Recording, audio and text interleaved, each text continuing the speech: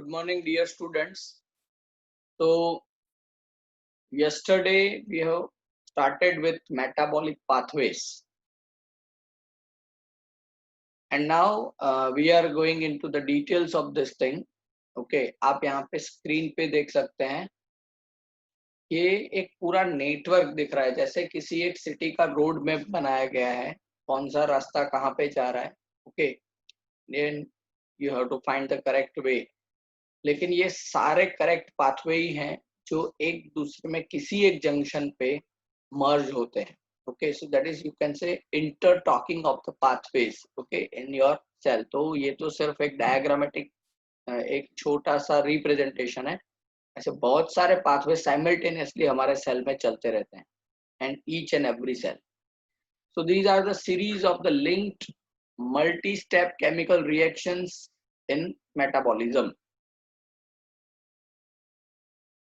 Types of metabolic pathways. So generally दो तरह के metabolic pathway होते हैं. That is anabolism and second one is the catabolism. Anabolism का मतलब होता है that is biosynthetic pathway और catabolism का मतलब होता है degradative pathway. Okay, anabolism मतलब biosynthetic. Bio मतलब we know that in the living thing. Synthetic इसका मतलब होता है synthesize करने वाला. Right, you can see the anabolism representation.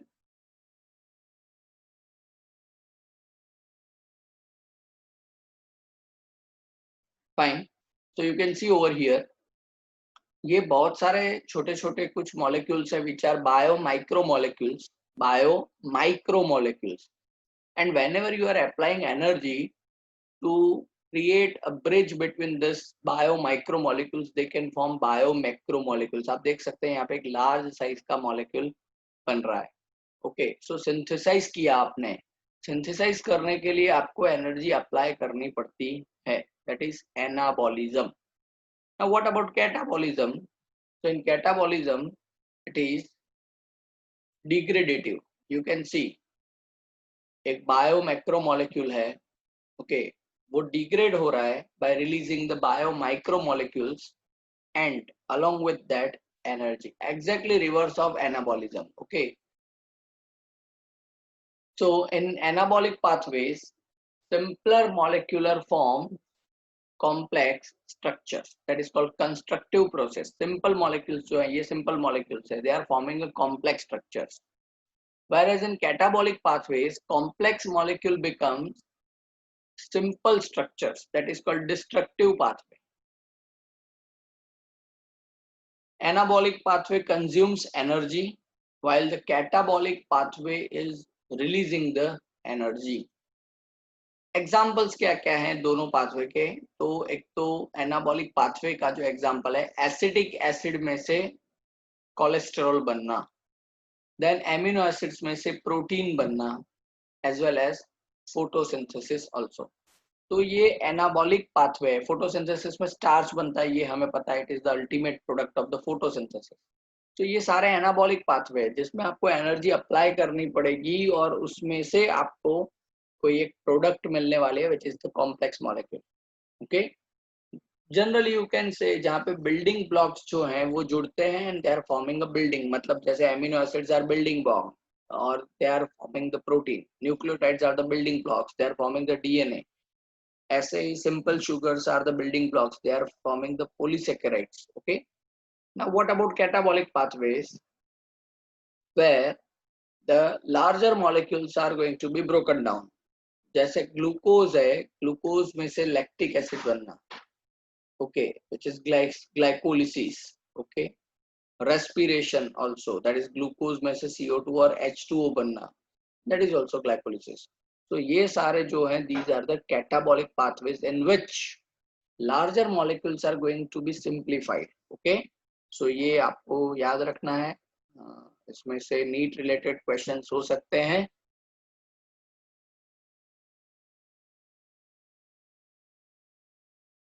The energy released through catabolism is stored in the form of the chemical bonds.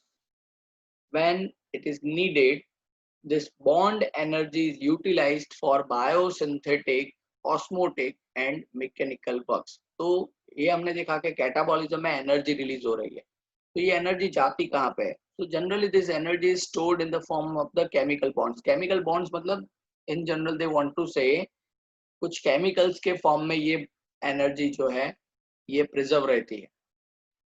When needed this bond energy is utilized for biosynthetic, osmotic and mechanical works. Okay, fine. जैसे यहाँ पे आपको दिखाया गया है पूरा glucose का metabolism. Okay, glucose का metabolism, fine.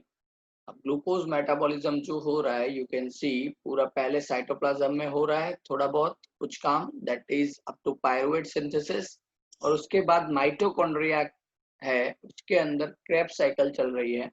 Okay, and it is forming the energy. The most important energy currency in the living system is the bond energy in adenosine triphosphate ATP। Fine. अब यहाँ पे देखिए glycolysis चल रहा है, 2 ATPs have been formed, और बाद में जब जरूरत पड़ेगी यही 2 ATPs यूज होने वाला है। ओके, फिर यहाँ पे आप देख सकते हैं, okay, 2 ATPs are utilized for glycolysis from the mitochondria also. 28 ATPs are produced and this 28 ATPs are again utilized. Okay, मतलब जहां जरूरत पड़ेगी वहां पे ये ATP यूज होने वाले हैं। ATP मतलब energy currency of the cell. ये न्यूक्लियोटाइड वाला जब हमने सेक्शन पढ़ा था तब मैंने आपको पढ़ाया था कि ATP that is having triphosphate. तो वापस यहाँ पे वही न्यूक्लियोटाइड का स्ट्रक्चर आपको पढ़ना है। This is ribose sugar, this is nitrogen base, लेकिन यहाँ पे फिक्स है, दैट इज एडेनिन। फिर 5th कार्बन पे 1st फॉस्फेट जुड़ता है, फिर उसके साथ 2nd फॉस्फेट और 3rd phosphate. So 1st to 2nd मतलब 1st फॉस्फेट को हम बोलते हैं अल्फा फॉस्फेट, 2nd को beta, and the 3rd one is a gamma phosphate. So alpha से बीटा के बीच में जो फॉस्फोडाइस्टर बॉन्ड है और बीटा से गामा के बीच में जो फॉस्फोडाइस्टर बॉन्ड है, okay, these two are the high energy bonds, these two are the high energy bonds। 7.3 kilo calorie energy यहाँ पे रिलीज होती है। ओके, 7.3 किलो कैलोरी पर bond. Okay, 7.3 kilo calorie. Okay, तो 7.3 किलो कैलोरी एनर्जी यहाँ पे release होती है बाय हाइड्रोलाइजिंग 1 बॉन्ड। ऐसे 2 बॉन्ड यहाँ पे ATP के पास होते हैं। ओके, एक बॉन्ड के पास इतनी एनर्जी है स्टोर्ड फॉर्म में, जैसे यहाँ पे लिखा है ना, केमिकल बॉन्ड्स में एनर्जी स्टोर रहती है। तो this is one such example. Fine.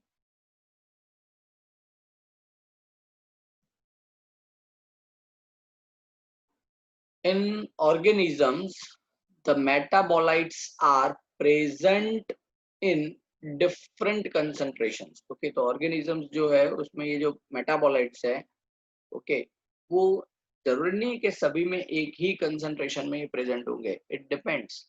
For example, blood concentration of glucose in a normal person is 4.2 to 6.1 millimolar per liter। Concentration of hormones is in nanogram. तो glucose की जो concentration है that is in millimolar पर litre. Okay, आप देखिए यहाँ पे unit change हो रहा है, और हार्मोन जो है वो नैनोग्राम्स पर ml में है। ओके, नैनोग्राम्स पर ml में कंसंट्रेशन जा रही है। Fine. So concentration of all the metabolites are different है, सभी की कंसंट्रेशन सिमिलर नहीं होगी। Systems at equilibrium can not perform work. Okay, तो कोई भी सिस्टम अगर है उसमें वर्क कब तक हो सकता है, ये वैसे तो आप थर्मोडायनेमिक्स में, फिजिक्स में या केमिस्ट्री में पढ़ेंगे थर्मोडायनेमिक्स। ओके, जनरली केमिस्ट्री में ही आप पढ़ेंगे। तो थर्मोडायनेमिक्स के हिसाब से वर्क कब तक चल सकता है, जब तक बैलेंस एस्टेब्लिश ना हो तब तक। Okay, which is the ideal condition. तो बैलेंस का मतलब होता है इक्विलिब्रियम। ओके, सो इक्विलिब्रियम अगर एस्टेब्लिश नहीं हो रहा है तब तक वर्क चलता रहेगा, लेकिन जैसे इक्विलिब्रियम एस्टेब्लिश हो जाएगा वर्क स्टॉप.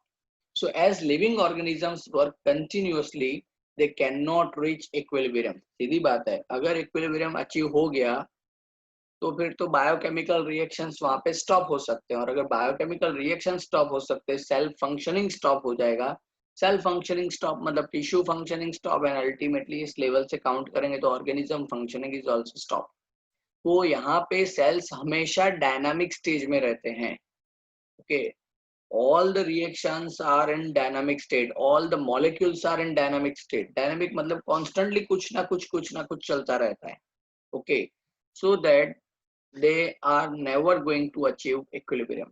okay, और उसकी वजह से cells are performing their duties, their functions.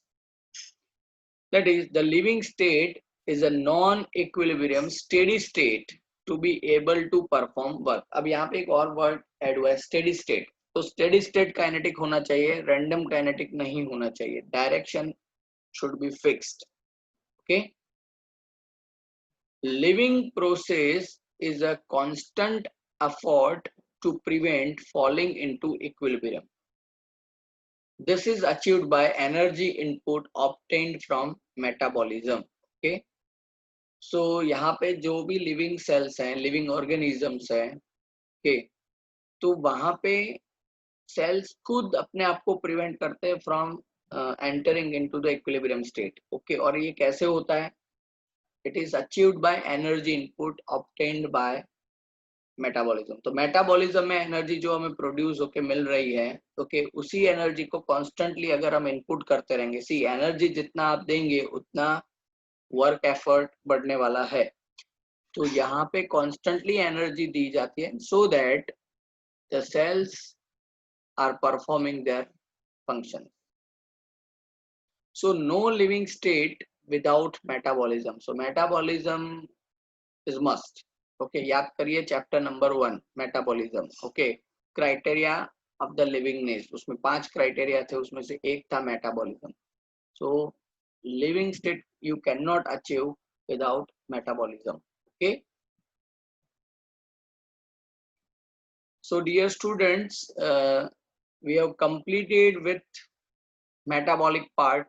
के मेटाबॉलिज्म हमने यहाँ पे कंप्लीट किया है. Now we are moving towards one of the most important part of this chapter. Okay, अगर कोई मुझे पूछे इस चैप्टर में सबसे इंपॉर्टेंट क्या है, तो मैं दो चीजें बताऊंगा. Number 1 enzymes, and number 2 that is structure of the nucleotide से लेके structure of the DNA. Okay, एक फ्लो में, मतलब न्यूक्लियोटाइड से लेके, न्यूक्लियोसाइड से लेके डीएनए का स्ट्रक्चर जहां तक है, वो पूरा न्यूक्लिक एसिड वाला पोर्शन और एंजाइम वाला पोर्शन, ये सबसे मुझे इम्पोर्टेंट लगते हैं. ओके, और इसके रिलेटेड नीट क्वेश्चंस और बाकी क्वेश्चंस हर कॉम्पिटिटिव एग्जाम में पूछे जाते हैं. So we are going into the details of the enzymes.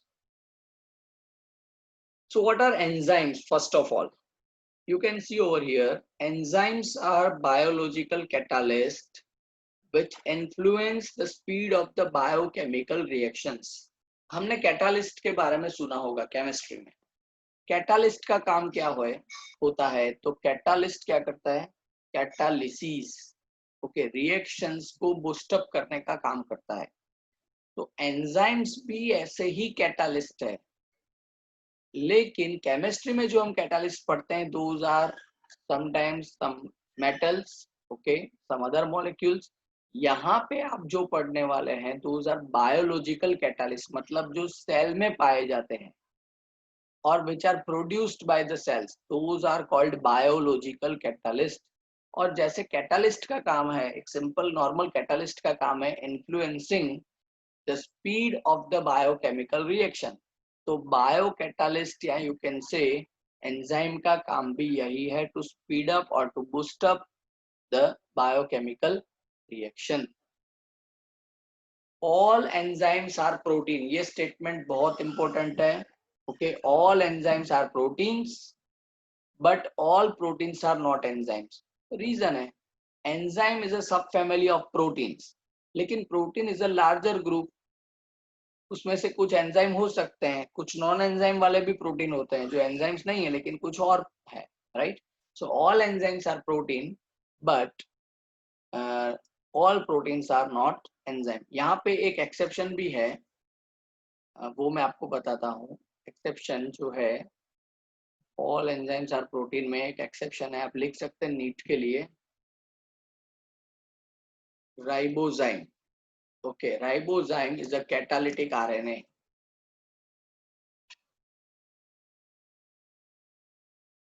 Ribozyme is a catalytic RNA. Okay, so these ribozymes are catalytic RNA, मतलब ये भी काम कर सकते हैं एज अ कैटालिस्ट, लेकिन ये प्रोटीन्स नहीं है। आप देख सकते हैं इसके वर्ड में क्या लिखा हुआ है, दैट इज आरएनए। तो ये एक एक्सेप्शन है in the class of the enzyme. Okay, कि सभी एंजाइम्स हैं वो प्रोटीन है, लेकिन एक आपके पास एग्जांपल ऐसा है which is not a protein, which is RNA, then also it is acting as enzyme. Okay,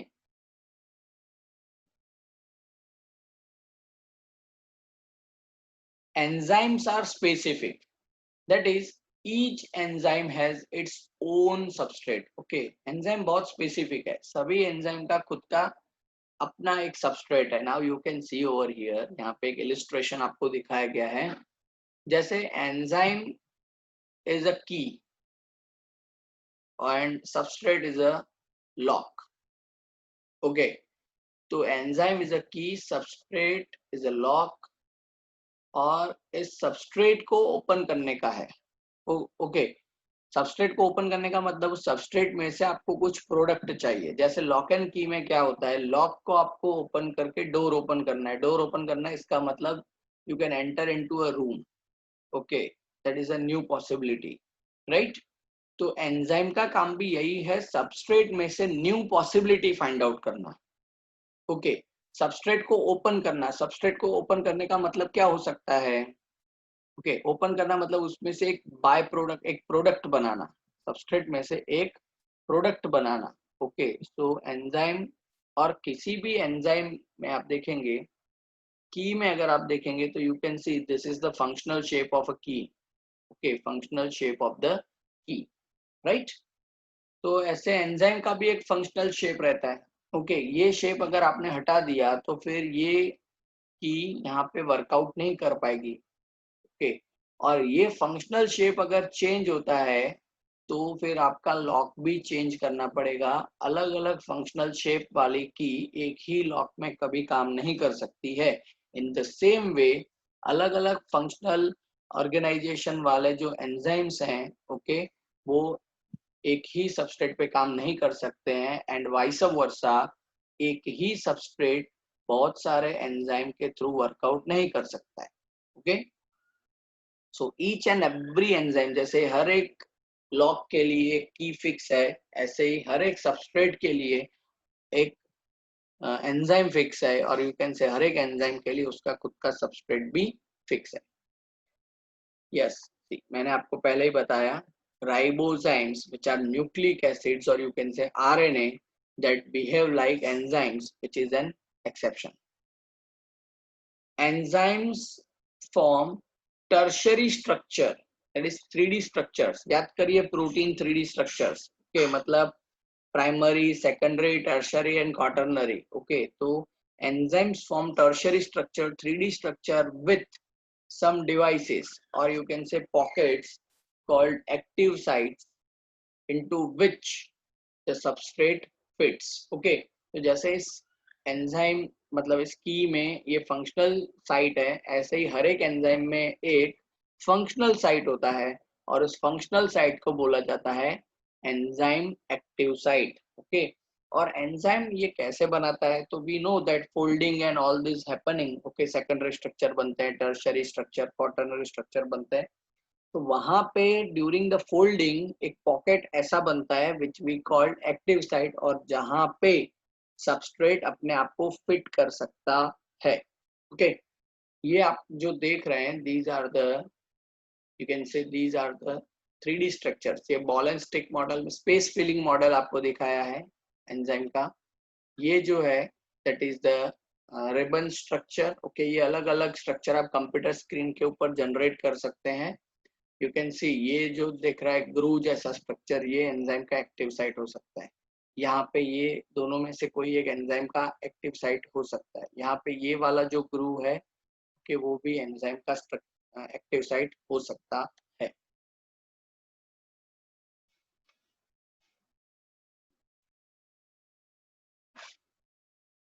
okay, so chemical reactions, chemical compounds undergo two types of the changes। कौन कौन से चेंजेस कर सकते हैं केमिकल कंपाउंड्स? तो एक होते हैं फिजिकल चेंजेस। ओके, जैसे अ चेंज इन शेप और state of matter without breaking bonds. तो ये फिजिकल चेंज है, बॉन्ड्स ब्रेक नहीं होंगे यहाँ पे। यहाँ पे सिर्फ शेप चेंज होने वाला है, या तो उसका साइज चेंज होने वाला है, या तो फिर उसका स्टेट ऑफ मैटर चेंज होने वाला है। Okay, without breaking a single bond. For example ice melts into water. तो यहाँ पे H2O में जो बॉन्ड्स है वो बॉन्ड ब्रेक नहीं होते हैं, सिर्फ आइस अपना स्टेट चेंज कर रहा है। ओके, वाटर अपना स्टेट चेंज कर रहा है। Water becomes vapour. वाटर को अगर आप बॉईल करोगे तो वेपर बन जाएगा, लेकिन the chemical formula will be still H2O। Okay, वो H2O ही रहने वाला है, चाहे वो आइस हो, लिक्विड फॉर्म में वाटर हो, या वेपर फॉर्म हो। Okay, it will remain H2O। दूसरा एक चेंज होता है that is called chemical change, और ये केमिकल चेंज है that is chemical reaction. So in this bonds are broken and new bonds are formed। chemical change में it is possible that bonds are broken and then there is a chance that new bonds are formed। it may be organic or inorganic reaction। okay, वो organic reaction भी हो सकता है, वो inorganic reaction भी हो सकता है। जैसे inorganic reaction आपको एक दिखाया है,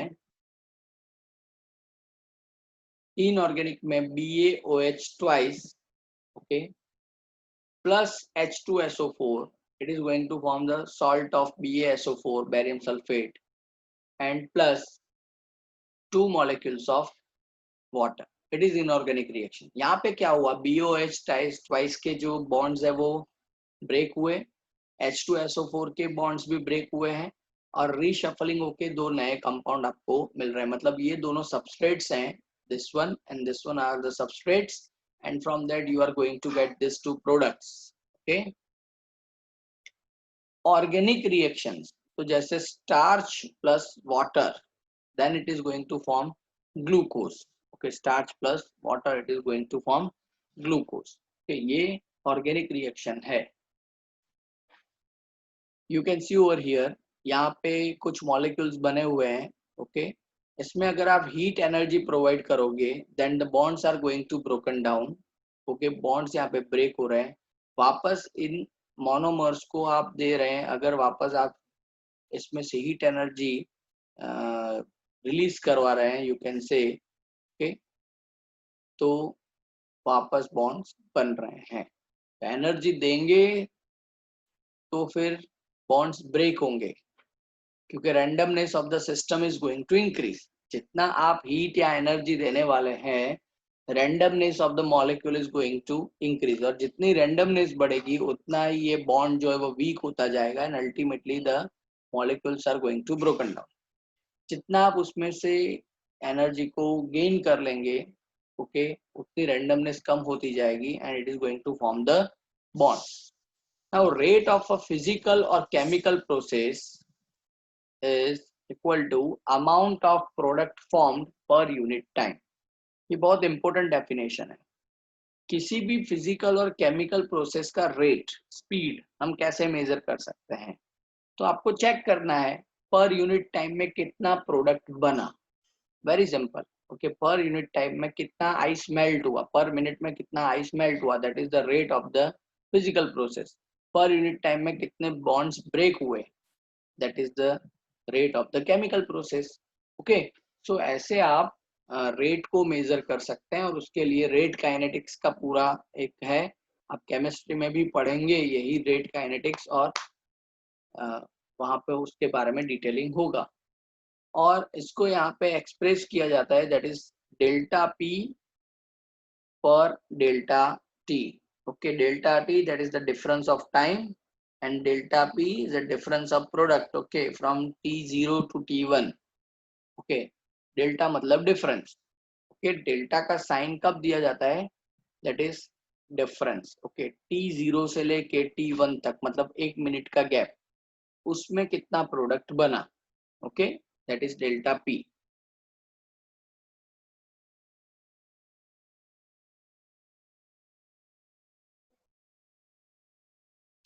ओके, रेट ये फिजिक्स में भी पढ़ेंगे आप, that rate is called velocity if the direction is specified. Okay, rate generally इसका मतलब होता है speed of the reaction. Speed और वेलोसिटी दो में डिफरेंस है।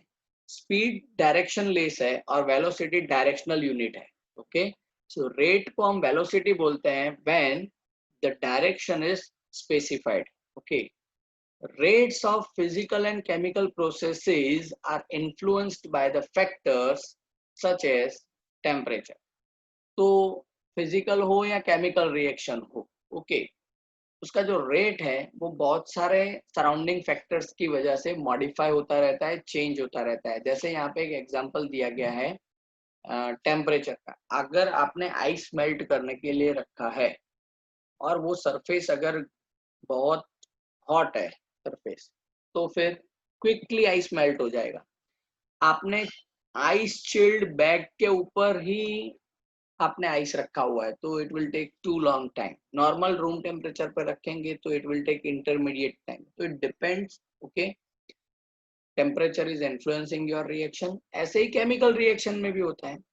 जनरली एक परसेप्शन या कैलकुलेशन है, द रेट डबल्स और decreases by half. See both the words important, rate doubles or it may decreases by half for every 10 degree Celsius change in either direction। every 10 degree Celsius change। okay, अगर आप 10 degree Celsius increase करोगे तो rate will double.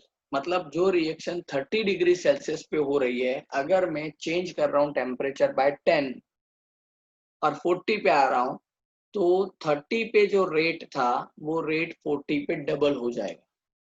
Okay, in the same way जो काम मैं 30 पे कर रहा हूँ, ओके, अगर मैंने टेम्परेचर चेंज कर दिया टू द 20, तो जो रेट 30 पे मिल रहा था वो हाफ रह जाएगा। ओके, सो 10 डिग्री सेल्सियस इंक्रीज कर रहे हैं, पर 10 degree Celsius the rate is increasing by multifold, you can से doubling. by 10 degrees Celsius decreasing, rate is being the half every 10 degrees Celsius difference। okay, rate of enzyme catalyzed reactions are very high। बहुत important example है ये, आपको बहुत अच्छे से समझाया जा रहा है कि एंजाइम का जो रेट है या what is the importance of the enzyme in rate kinetics, और you can say what is the importance of the enzyme in biochemical reactions. Okay, देखिए यहाँ पे एक एग्जांपल, कार्बनिक एनहाइड्रेस करके एक एंजाइम है, is the fastest enzyme. Okay, अभी तक जितने एंजाइम हमने स्टडी किए हुए हैं, मतलब जितने भी एंजाइम्स नोन हैं, कि उसमें से सबसे फास्टेस्ट एंजाइम कौन सा है, कार्बनिक anhydrase. It accelerates the reaction, following reaction में बता रहा हूँ कौन सा, लेकिन अभी it accelerates the reaction 10 million times। 10 million times, can you assume? Okay, see the reaction, CO2 plus H2O with the help of the carbonic anhydrase, it is going to form H2CO3। CO2 plus H2O with the help of the enzyme carbonic anhydrase, it is going to form H2CO3 bicarbonate बनाने जा रहा है। In the absence of this enzyme, अब ये reaction enzyme के बिना भी हो सकता है। ओके, और एंजाइम के अलावा जब ये होता है, in the absence of enzyme जब ये रिएक्शन होता है, only 200 molecules of the H2CO3 are formed in 1 hour। H2CO3 के 200 मॉलिक्यूल बनते हैं 1 आवर में। अगर ओनली वर्ड यूज नहीं किया होता और ये रिएक्शन ऐसे ही बताया होता तो आप लोगों के लिए ये होता कि वो it's good that in 60 minutes it is forming the 200 molecules, almost more than 3 molecules per minute. Okay, it is very good. 20 second में एक मॉलिक्यूल बन रहा है, इतना तो स्पीड किसका हो सकता है। लेकिन now see the effect of enzyme. In presence of carbonic anhydrase enzyme, about 6 lakh molecules are formed per second. ये गलत नहीं है, पर second is correct word. Okay, बहुत बार आपको ऐसा लगेगा कि ये आवर का सेकंड में 6 लाख टाइम्स कैसे हो सकता है। ओके, एक एक रिएक्शन हो रही थी पर आवर 200 मॉलिक्यूल्स। अब इतना कितना तो स्पीड बढ़ गया कि पर second 6 lakh molecules. Now calculate per hour. Okay, now calculate about per hour. Okay, 60 into 60. Okay, multiply this 6 lakhs with 3600. Okay, that is the answer per per 1 hour. Okay, तो फिर उसको मैच करिए कि without enzyme 200 molecules and with enzyme कितने हो रहे हैं। Okay, so this is the 3D structure of the carbonic anhydrase in the ribbon form structure. In the ribbon form structure, fine. तो ये नीट क्वेश्चन है, पूछ सकते हैं ये। In a metabolic pathway, each step is catalyzed by different enzymes. Okay, तो सभी steps कोई एक एंजाइम परफॉर्म नहीं करता है। जैसे यहाँ पे आपको ग्लाइकोलिसिस का पाथवे दिखाया गया है।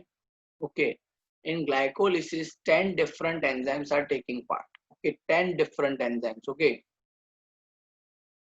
10 molecules are there, 10 steps are there, और ये 10 स्टेप्स जो हैं okay they are performed by 10 different enzymes. ये ग्लाइकोलिसिस के बारे में पूरा ये ग्लाइकोलिसिस डिटेल में पढ़ने वाले हैं, हर एंजाइम के बारे में वहां पे लिखने वाले हैं। Okay, glucose that is C6H12O6 से लेके 2 मॉलिक्यूल्स ऑफ द पायरुवेट, मतलब ये ग्लूकोज है, ये सारे इंटरमीडिएट मेटाबोलाइट्स हैं। अल्टीमेट जो एंड प्रोडक्ट है that is the pyruvic acid. Glucose is a 6 carbon containing molecule, you can see over here, और उसमें से at the end क्या बन रहा है, 3 कार्बन वाले 2 मॉलिक्यूल। ओके, 6 में से 3 कार्बन वाले 2 molecule that is called pyruvic acid. Okay, तो ये जो पायरुविक एसिड्स बन रहे हैं और यू कैन से पायरुवेट बन रहे हैं ओके ग्लाइकोलिसिस के बाद।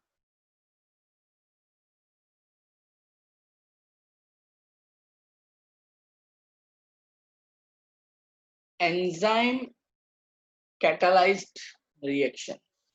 Okay, so enzyme acts with substrates like lock and key model action. ये मैंने पहले ही आपको बताया, enzyme catalyzed like lock and key model action. It includes the following steps.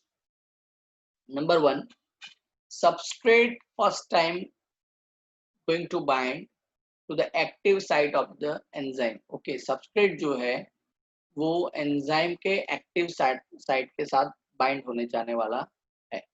Okay, you can see over here, ये आपको animation दिखा रहे हैं। This is the enzyme. See, enzyme से सबस्ट्रेट आपको हमेशा स्मॉल दिखाया जाएगा।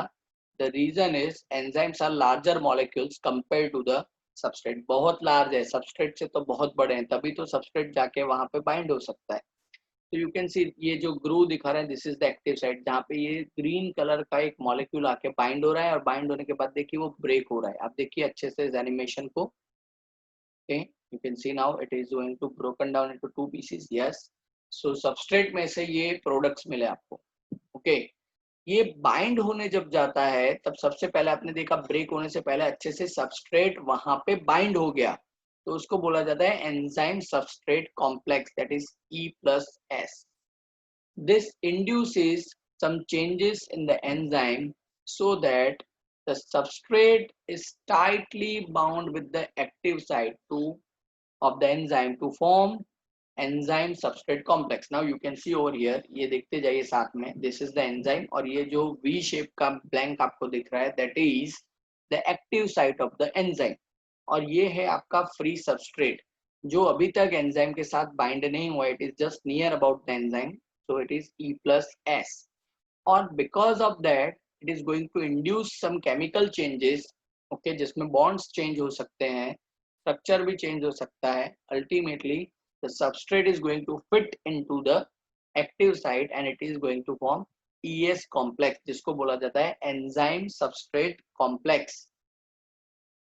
This active site breaks chemical bonds of the substrate to form enzyme product complex. Okay, active site जो है वो मॉडिफिकेशन करता है सबस्ट्रेट के बॉन्ड्स के साथ, और मॉडिफिकेशन करने के बाद वो प्रोडक्ट बनाता है, दैट इज और लेकिन वो प्रोडक्ट अभी फ्री नहीं है, the enzyme is still in the bound form with that molecule. तो you can see over here, यहाँ पूरा चेंज हुआ है, लेकिन it is called EP complex, that is enzyme product complex. The enzyme releases the products and the free energy is ready to bind to other molecule of the substrate. Okay, तो यहाँ पे बन जाएगा E+P, EP में से E+P, इसका मतलब product जो है वो रिलीज हो चुका है, ओके, और एक्टिव साइट आपकी अब फ्री हो चुकी है। तो now this enzyme can again bind to the new substrate, इसीलिए इसको बोला गया है कैटालिटिक साइकिल। मतलब एक बार एग्जीक्यूट करने के बाद एंजाइम फ्री नहीं हो जाता है, okay, it is repeating and repeating all the reaction. मतलब एक बार एंजाइम फ्री हो चुका है, now it can work out with the another molecule of the substrate. Okay, this pathway goes through some unstable transition state structures. Okay, ये जो आपको यहाँ पे दिखाया नहीं है, unstable transition state structure substrate में से प्रोडक्ट बनते वक्त बनते हैं। okay,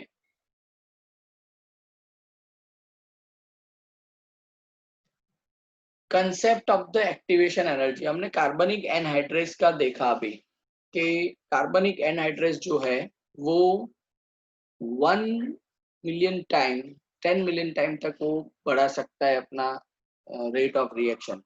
एक मॉलिक्यूल पर आवर 200 मॉलिक्यूल बन रहा था, वही मॉलिक्यूल पर सेकंड 6 लाख मॉलिक्यूल बन रहा है just by adding the enzyme in the system.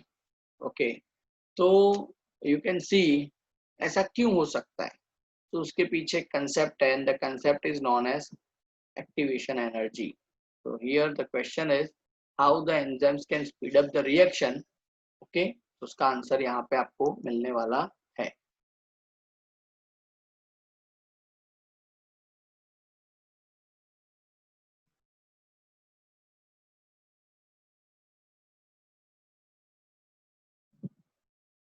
Fine, so you can C activation energy का कंसेप्ट कैसे काम करता है। सो एक्टिवेशन एनर्जी क्या है, is the additional energy required to start a chemical reaction. See, हर एक केमिकल के पास खुद की इंटरनल एनर्जी तो रहती ही है, लेकिन एक्टिवेशन एनर्जी का मतलब क्या है, आप उस मॉलिक्यूल को एक्टिवेट कर रहे हैं, चार्ज अप कर रहे हैं, okay, to start a chemical reaction, उसको आप इन्फ्लुएंस कर रहे हैं, that you have to be converted into this form. Okay, मतलब आप अभी सबस्ट्रेट है, उसमें से आपको प्रोडक्ट बनना है, फॉर्म चेंज करना है। इन एन एक्सोथर्मिक और एंडोथर्मिक रिएक्शन, एक्सोथर्मिक मतलब जो जो हीट रिलीज करता है, एंडोथर्मिक मतलब ऐसी रिएक्शन जिसमें आपको हीट देनी पड़ती है। The substrate must go through a much higher energy state, जहां पे एनर्जी चाहे देनी पड़ रही है चाहे एनर्जी लेनी पड़ रही है। In both of the cases ये जो है, okay, there is a vast change in the energy of the state, so it is called transition state theory. क्या बोला जाता है इसको, ट्रांजिशन स्टेट एनर्जी, और इसकी रिलेटेड जो थियरी उसको बोला जाता है transition state energy theory. Okay, therefore मैं अभी एक ग्राफ आपको समझाऊंगा तो आपको अच्छे से समझ में आ जाएगा। Therefore activation energy is the difference between average energy of substrate and transition state energy. Okay, activation energy कितनी होनी चाहिए, तो एक्टिवेशन एनर्जी जो है, okay, is the difference between average energy of the substrate and transition state energy. Fine, कैसे? Substrate की खुद की स्टेबल एनर्जी जो है वो, और जितनी एनर्जी आपको वहां पे इनपुट करनी पड़ रही है that is called transition state energy, उन दोनों के बीच में जो डिफरेंस है that is called activation energy. अब देखिए यहाँ पे ये सबस्ट्रेट का एनर्जी लेवल है, you can see this is the progress of the reaction, this is the potential of the energy, you can see over here, ये जो है सबस्ट्रेट का एनर्जी लेवल है। आप विदाउट एंजाइम ये रिएक्शन करवाना चाह रहे हैं और ये प्रोडक्ट का एनर्जी लेवल है। प्रोडक्ट का एनर्जी लेवल जो it is much lower than the substrates energy level. अब देखिए, if the product P is at the lower energy level than the substrate S, the reaction is an exothermic reaction। क्यों? Substrate का energy level जो उससे product का energy level कम है, मतलब आपको एनर्जी निकाल देनी है। ओके, एक्सोथर्मिक रिएक्शन है ये। और एक्सोथर्मिक रिएक्शंस जो होते हैं वो स्पॉन्टेनियस रिएक्शन होते हैं, खुद होते हैं। Okay, so it requires no energy by heating to form the product. Okay, it requires no energy by heating to form the product. But in a biochemical reaction, enzyme lower the activation energy. As a result, speed of the reaction increases. Okay, अब देखिए यहाँ पे ये substrate का energy level है, ये product का energy level है। सबस्ट्रेट में से आपको प्रोडक्ट बनना है। ओके, तो जनरली लगता ये है कि मुझे ये करना है, जहां पे अभी कर्सर घूम रहा है यहाँ से यहाँ इतना एनर्जी लेवल कम करना है, लेकिन इस सबस्ट्रेट की जो स्टेबल एनर्जी है उसको आपको डिस्टर्ब करना पड़ेगा, और डिस्टर्ब करने के लिए आपको कुछ एनर्जी देनी पड़ेगी, और वो क्या है? Transition state. आप स्टेट ट्रांजिस्ट कर रहे हैं ना, इसलिए ट्रांजिशन स्टेट एनर्जी, और वो यहाँ तक जा सकती है। You can see the peak. ये जो डिफरेंस है पूरा, ये बार जो आपको दिख रहा है, it is the activation energy without enzyme. और बाद में इस स्लोप के आने के बाद the substrate can be converted into product. कितनी ज्यादा एनर्जी देनी पड़ रही है? ओके, होना करनी थी एनर्जी कम, लेकिन फिर भी आपको एनर्जी देनी पड़ रही है यहाँ पे, और वो भी इतनी हाई देनी पड़ रही है। लेकिन अगर आप इसी रिएक्शन में एंजाइम ऐड कर दोगे तो ये एक्टिवेशन एनर्जी का जो बार है वो बहुत छोटा हो रहा है, यू कैन सी। और दूसरा क्या हुआ, उसका डिस्प्लेसमेंट देखिए, यहाँ पे ट्रांजिशन आ रहा था, उसकी जगह पे ट्रांजिशन भी पहले अचीव हो रहा है। मतलब speed progression of the reaction देखिए, यहाँ पे ट्रांजिशन अचीव हो गया है और एनर्जी भी कम जा रही है। इसका मतलब by both the means the reaction speed is going to increase, fast होने वाला है reaction. Okay, just by applying the enzyme in the system. Okay, तो एक्टिवेशन एनर्जी का रोल यहाँ पे है। तो एंजाइम का काम क्या है? तो ये ग्राफ देख के आपको पता चल सकता है कि enzymes are decreasing the activation energy. Okay, enzymes are decreasing the activation energy, वो कम देनी पड़ रही है किसी भी रिएक्शन में, and so that reactions are getting the boosters. Okay, और वो फास्ट हो रहा है। ओके, सो डियर स्टूडेंट्स, आज के लिए इतना ही। कल हम पढ़ेंगे factors affecting enzyme activity, factors affecting enzyme activity, and then the classification of enzymes and all this. Okay, so most probably it will take 2 more lectures to complete this unit, as right now we are dealing with the last topic of the chapter, that is enzymes. Okay, और उसमें classification, factors affecting enzyme, co-factors, इतना कुछ थोड़ा बाकी है। Okay, so I hope within next 2 lectures this chapter is going to end up. Okay, fine. So have a nice day.